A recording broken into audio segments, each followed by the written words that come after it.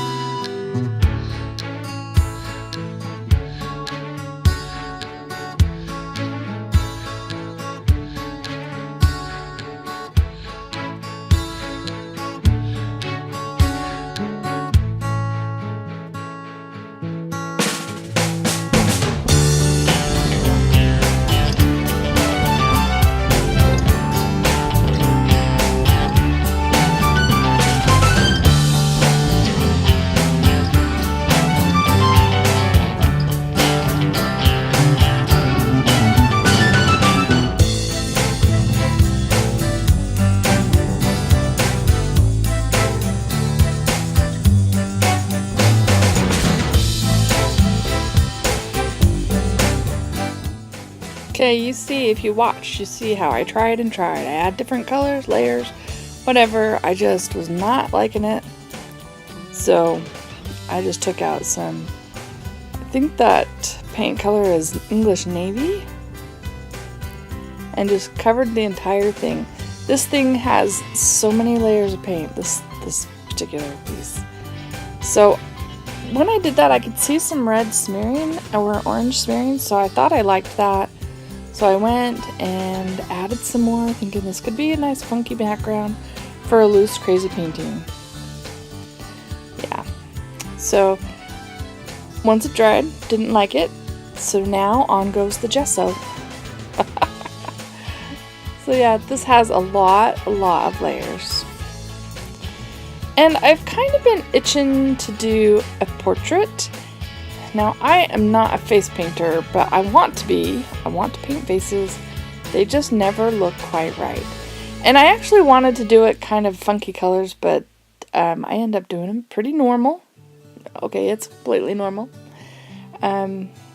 So that is what I end up doing, and that is the last painting I put on this particular piece of watercolor paper.